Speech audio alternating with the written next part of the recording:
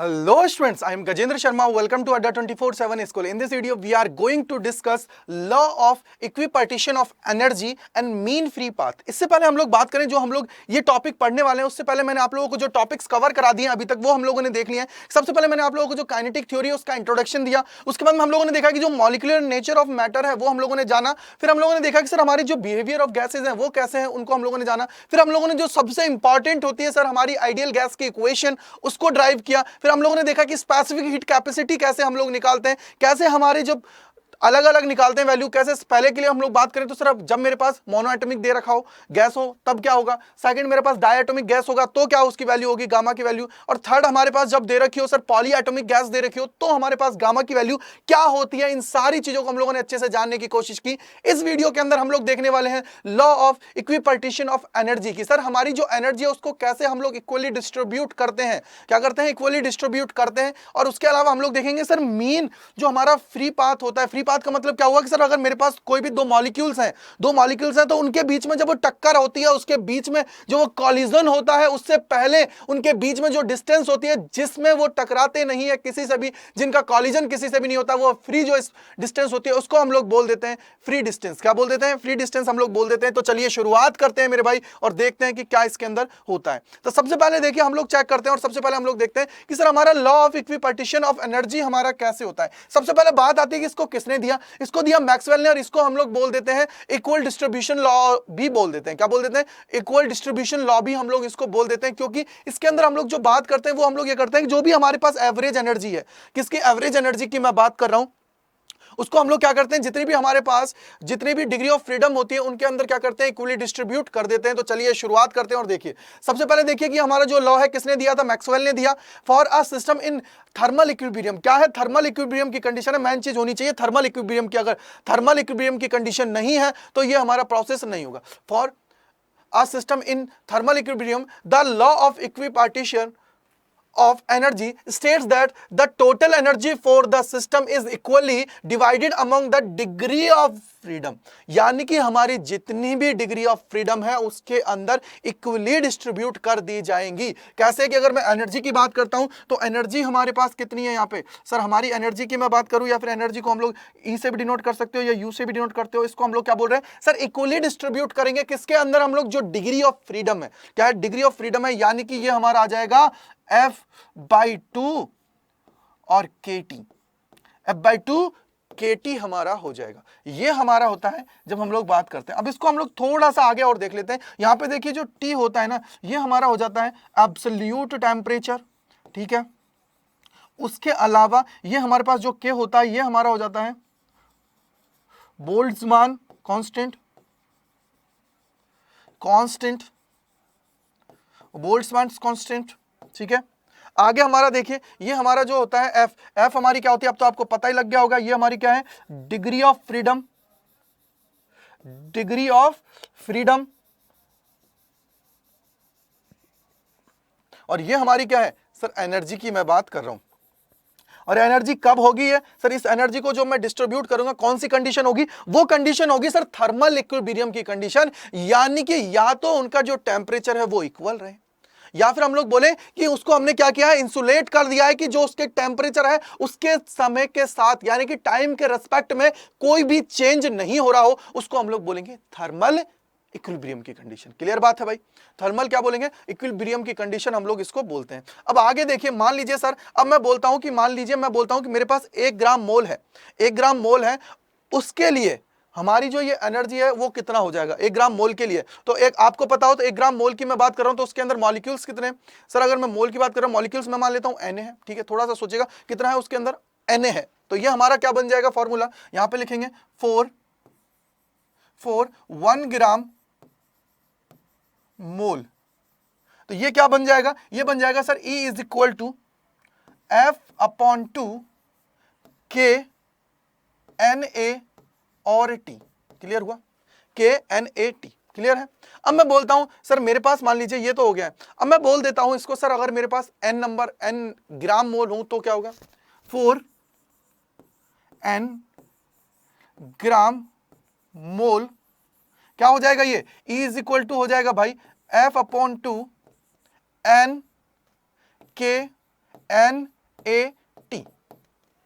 अब सबसे बड़ा रिलेशन, सबसे बड़ा रिलेशन क्या होगा सर? यहां पे KNa दे रखा है, क्या दे रखा है? KNa दे रखा है। और ये KNa होता है ना भाई, ये जो KNa हमारा जो होता है, ये हमारा इक्वल्स टू होता है R के। किसके इक्वल्स टू होता है? R के। तो यहां पे लिख लीजिए R इक्वल्स टू क्या है? KNa।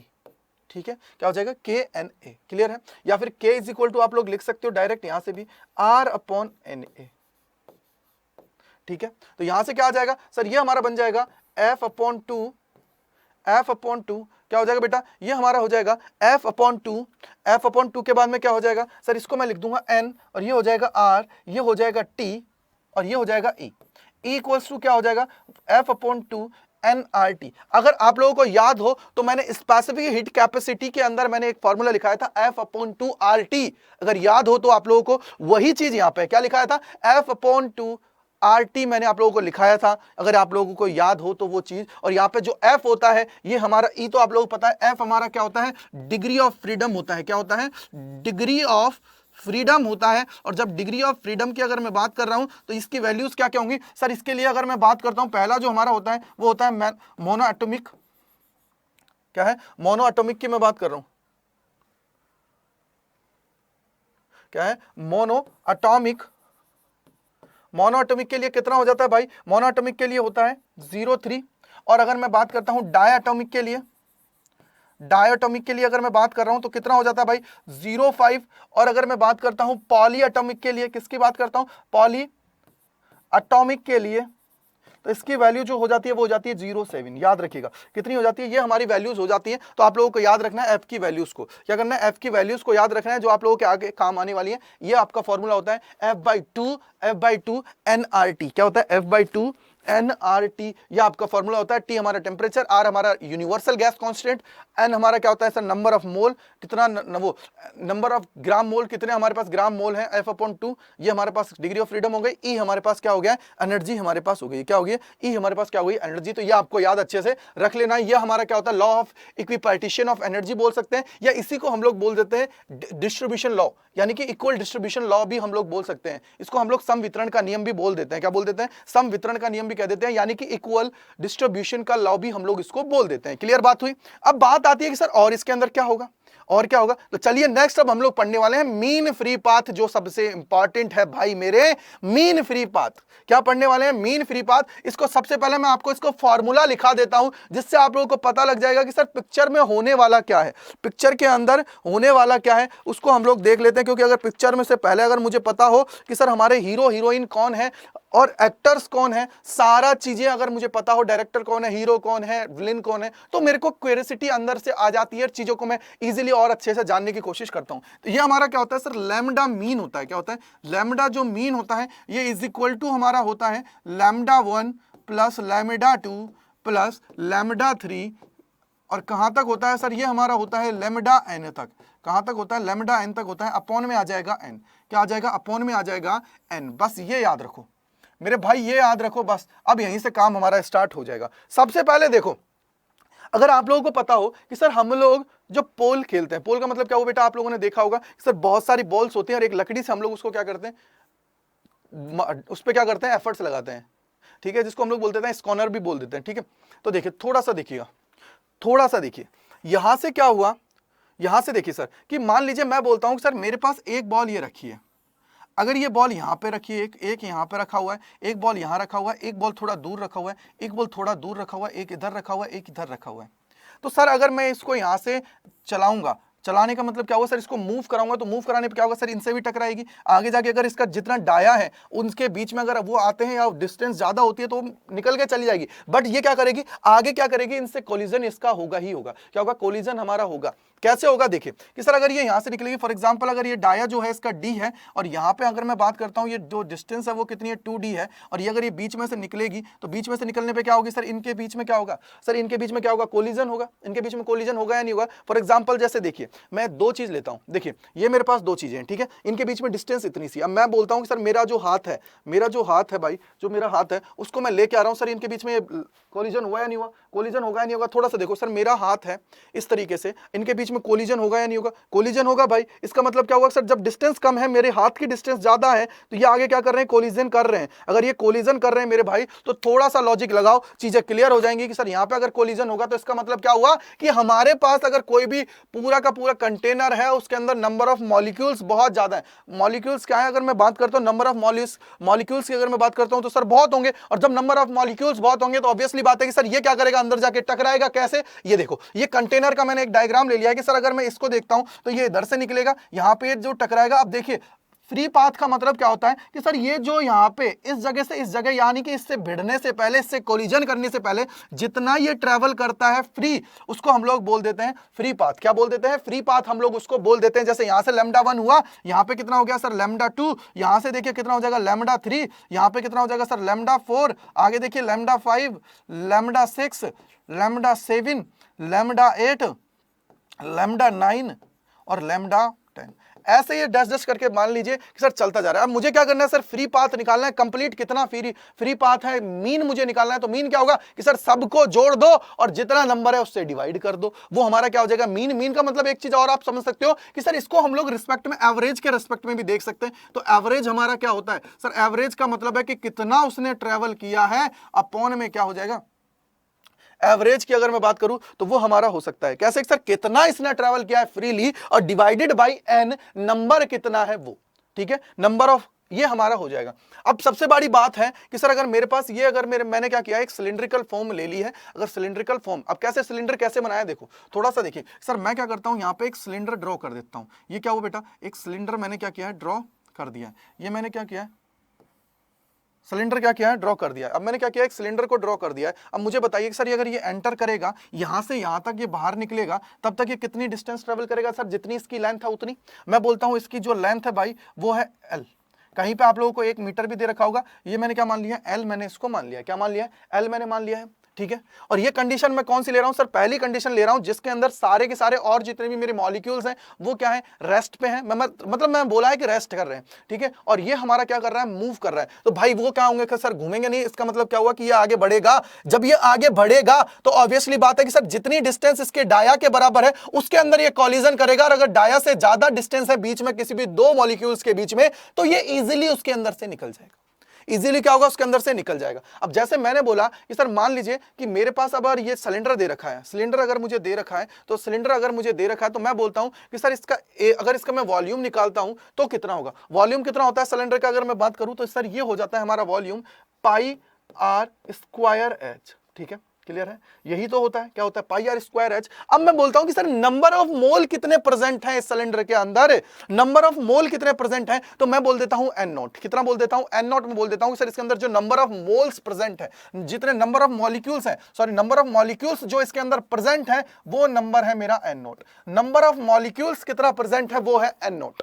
कितना है, एन नॉट, मेरे कितने मॉलिक्यूल्स उसके अंदर है प्रेजेंट है, कितने मॉलिक्यूल्स मेरे उसके अंदर प्रेजेंट है, क्लियर हुआ। अब हम लोग सबसे पहले क्या लिखेंगे सर, हम लोग लिखेंगे कि सर मैं सबसे पहले मैं वॉल्यूम की बात कर लेता हूं। तो वॉल्यूम कितना है भाई, वॉल्यूम की अगर बात करोगे आप लोग, इसका वॉल्यूम क्या होगा, अगर मैं वॉल्यूम की अगर मैं बात करता हूं तो वॉल्यूम कितना होता है सर, वॉल्यूम होता है पाई आर स्क्वायर एच। और यहां पे एच की मैं बात कर रहा हूं तो मैंने लिया कितना है, एल अगर लिया है, और यहां पे ये आर क्या हो जाएगा सर, इसका सिलेंडर की अगर मैं बात कर रहा हूं तो ये जो इसका डाया है उसके बराबर, तो सीधा सीधा क्या हो जाएगा पाई डी स्क्वायर, और ये क्या हो जाएगा एल, क्या हो जाएगा डी स्क्वायर एल। अब मैं बोलता हूं कि सर इतना जितना ये वॉल्यूम है इसके अंदर नंबर ऑफ मोल्स कितने प्रेजेंट है, नंबर ऑफ जो हमारे मॉलिक्यूल्स हैं, सॉरी नंबर ऑफ मॉलिक्यूल्स कितने प्रेजेंट है। मोल्स का मतलब क्या हुआ, मैं शॉर्ट में उसको बोल रहा हूं मोल। तो आप लोगों को याद रखना है कि सर मॉलिक्यूल्स की मैं बात कर रहा हूं, किसकी बात कर रहा हूं, मॉलिक्यूल्स की मैं बात कर रहा हूं। तो number of molecules, number of molecules, molecules, number of molecules present, कितने प्रेजेंट है भाई। अगर इसकी प्रेजेंट की बात करता हूं तो सर ये हमारे हो जाएंगे नंबर ऑफ मॉलिक्यूल्स की अगर मैं बात करता हूं तो कितना हो जाएगा भाई, ये हो जाएगा n naught pi d square और एल। क्लियर है, क्लियर है भाई मेरे, क्लियर है, क्लियर है।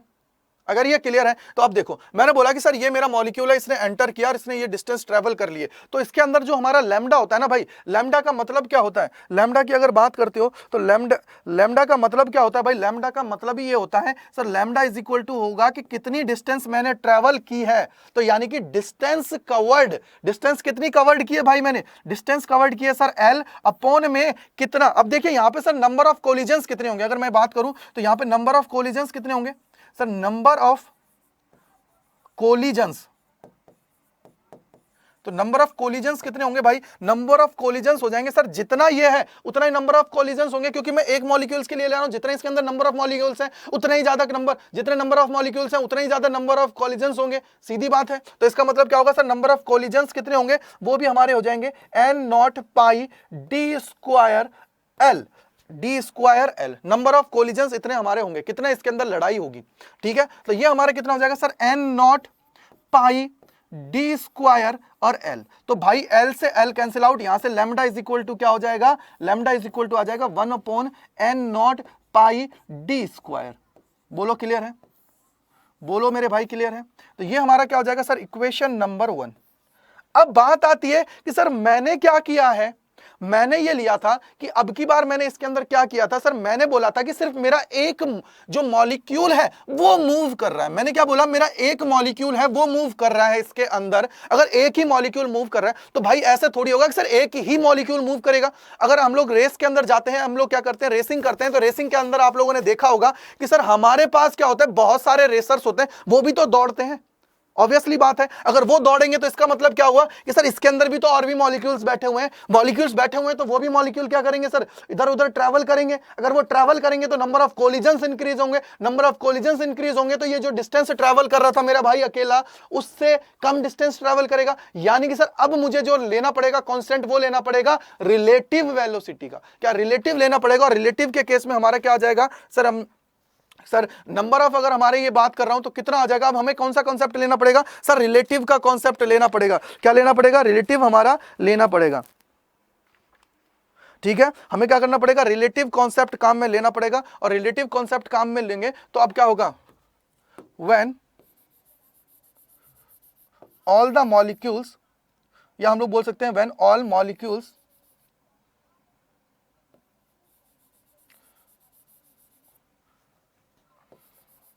आर मूविंग,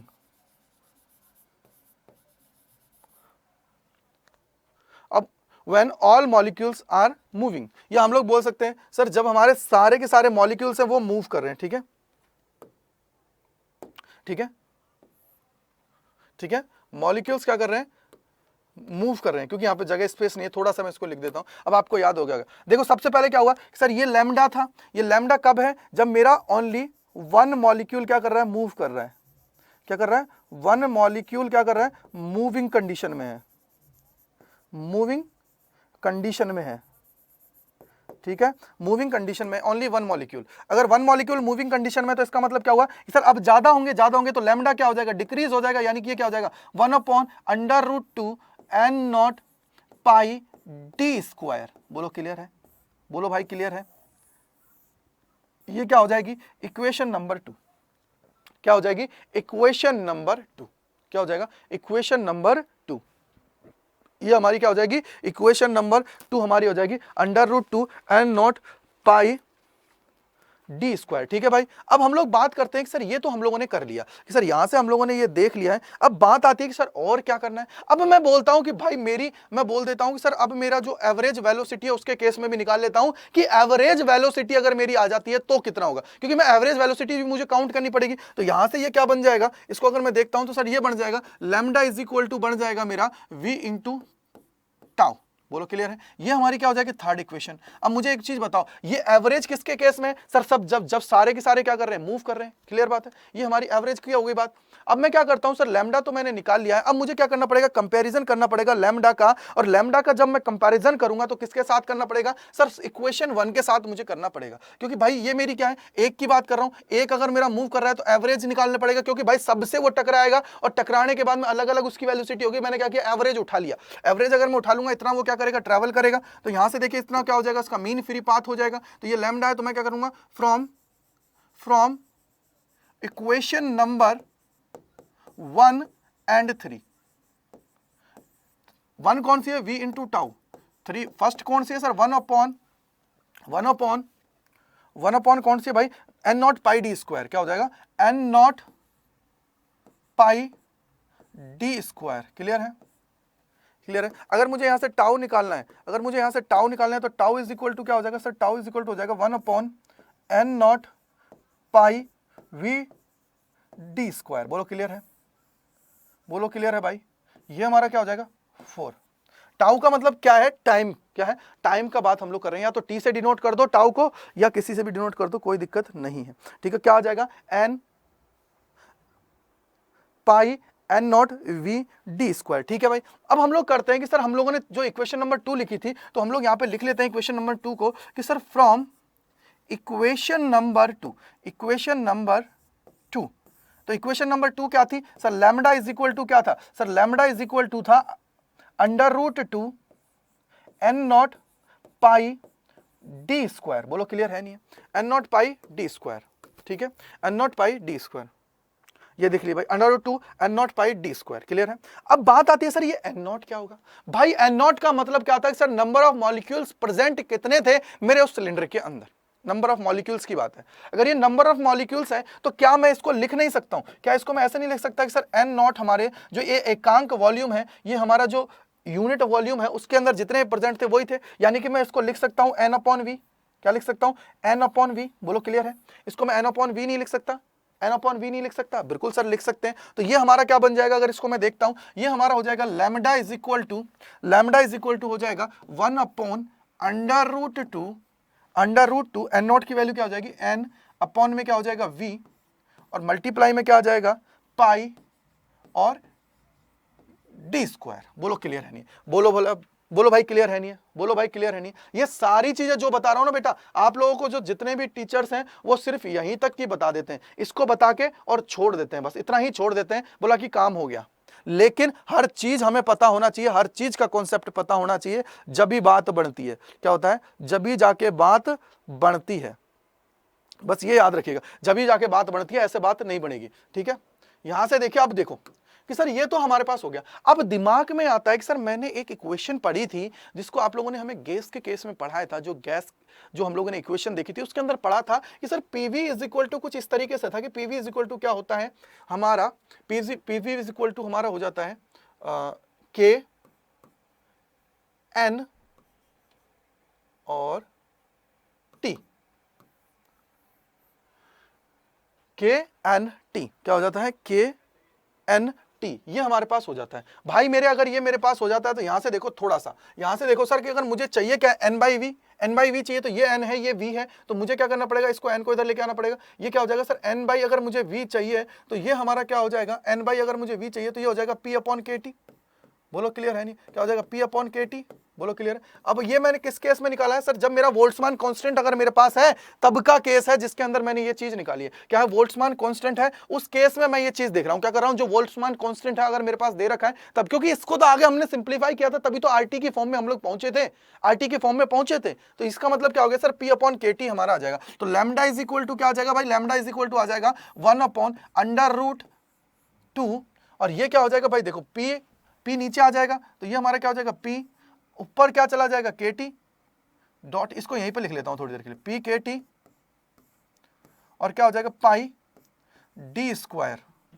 अब ये क्या हो जाएगा sir, lambda is equal to हो जाएगा के टी ऊपर चला जाएगा, के टी अपॉन में क्या हो जाएगा √2 पी पाई डी स्क्वायर। इसको थोड़ा सा सिंप्लीफाई और कर लो, क्या हो जाएगा के टी बाई √2 पाई पी और डी स्क्वायर। बोलो क्लियर है, बोलो क्लियर है नहीं है, बोलो क्लियर है नहीं भाई मेरे, बोलो क्लियर है नहीं है। अगर ये क्लियर है ना तो बस काम हो गया, बस क्लियर है ना तो काम हमारा हो गया।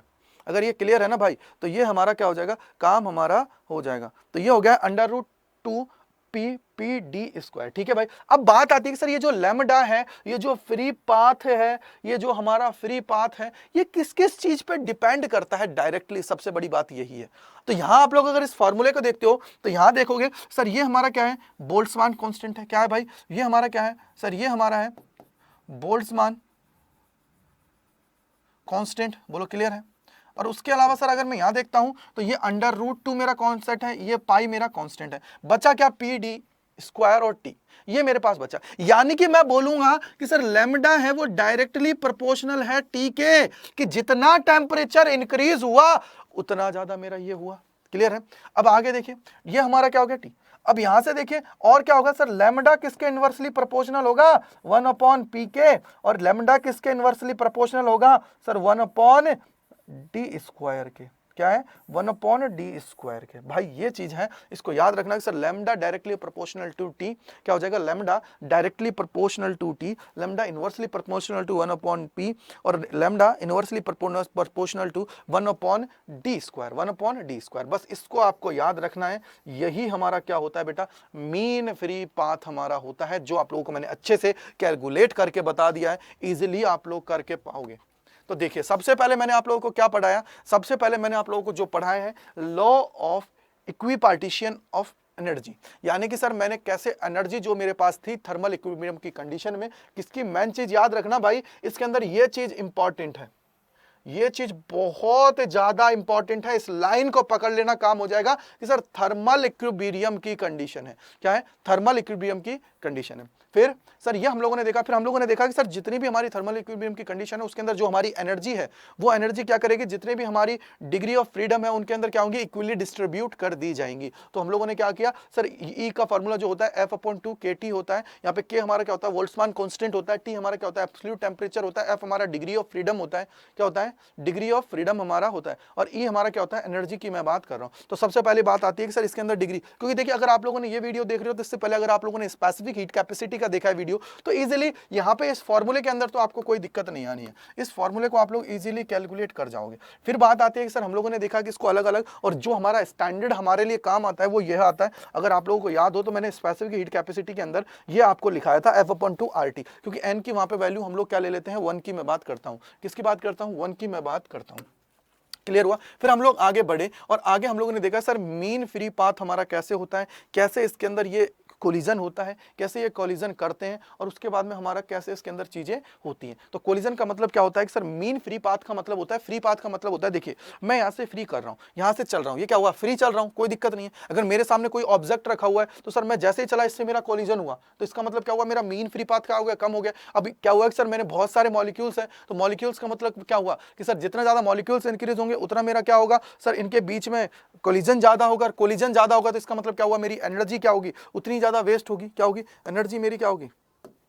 तो इसका मतलब क्या हुआ कि सर हम लोगों को जो काम है इसके अंदर वो है मीन फ्री पाथ का। तो यहाँ पे NV क्या है सर, ये हमारा है मॉलिक्यूल्स पर यूनिट वॉल्यूम। अब मॉलिक्यूल्स पर यूनिट वॉल्यूम है, मैंने इसकी जो लेंथ ली है वो मैंने ले लिया L। अब आप लोगों को जो भी लेना है बेटा आप लोग ले सकते हो, लाइक L की जगह अगर VT आप लोगों को लेना है तो आप लोग ले सकते हो, डिस्टेंस है, क्योंकि यहाँ पे देखिए एक्चुअली में ये L से L कैंसिल आउट हो ही जाना है। अगर डिस्टेंस आप लोग देखोगे, मैं बोलता हूँ VT है तो VT आप लोग यहाँ ले लीजिए, यहाँ पे VT आएगा और VT आएगा, तो इसका मतलब क्या हुआ कैंसिल आउट हो जाएगा, डजंट मैटर, हमारी इस पर लंबाई का कोई इंपैक्ट ही नहीं आएगा, इसके ऊपर क्या होगा लंबाई का कोई इंपैक्ट नहीं आएगा। क्योंकि जब हम लोगों ने ये फार्मूला एंड जब कंप्लीट किया है तो आप लोगों ने देखा होगा इसके अंदर तीन चीजों पे ये इंपैक्ट कर रहा था, और कौन कौन सी तीन चीजें थी सर, सबसे बड़ी जो तीन चीजें थी वो यही थी कि सर लैम्डा किस पे डिपेंड कर रहा है, टी पे डिपेंड कर रहा है, किस पे लैम्डा टी पे डिपेंड कर रहा है। अगर लैम्डा टी पे डिपेंड कर रहा है तो उसके अलावा किस पे डिपेंड कर रहा है सर, लैम्डा की अगर मैं बात करूं तो लैम्डा जो हमारा है उसके अलावा जो हमारा डिपेंड कर रहा है वो डिपेंड कर रहा है सर 1/p पे, यानी कि जो इनवर्सली प्रोपोर्शनल है p के, और उसके अंदर जो लैम्डा हमारा डिपेंड कर रहा है 1/d² पे हमारा डिपेंड कर रहा है। ये आप लोगों को याद रखना, ये हमारा जो आदर्श गैस समीकरण होता है उसके लिए कि हमारा जो बोल्ट्जमान कांस्टेंट है उसके फॉर्म में हम लोगों ने इसको लिया है, बोल्ट्जमान जो कांस्टेंट है उसकी मैंने फॉर्म में क्या लिया है, इसको इसके अंदर लिया है। बस ये आप लोगों को याद रखना है, जिससे आप लोग इजीली सारी चीजों को मक्खन कर पाओगे, इजीली समझ पाओगे और चीजों को कनेक्ट कर पाओगे, इजीली समझ पाओगे। तो ये सारी की सारी चीजें हैं जो आप लोगों के लिए इंपॉर्टेंस रखती है। इसके अंदर जो हम लोग law of equipartition of energy पढ़ते हैं और मीन फ्री पाथ हम लोग पढ़ते हैं। ठीक है भाई, तो अच्छे से आप लोग क्या करना है, इसको रिपीट करके देख लेना है। थैंक यू सो मच अड्डा 24/7 स्कूल से जुड़ने के लिए। अगर मेरा पढ़ाया हुआ अच्छा लगा है तो इसको लाइक कीजिएगा, शेयर कीजिएगा, कमेंट कीजिएगा, और उसके अलावा अगर किसी भी सेक्शन के अंदर आपको डाउट रहता है तो आपको क्या करना है, कमेंट सेक्शन के अंदर जरूर लिखना है, जिससे क्या है मैं आपकी जो प्रॉब्लम्स है उनका सोल्यूशन कर पाऊं और इजीली आप लोगों के लिए सारी चीजों को मक्खन कर पाऊं। Thank you so much.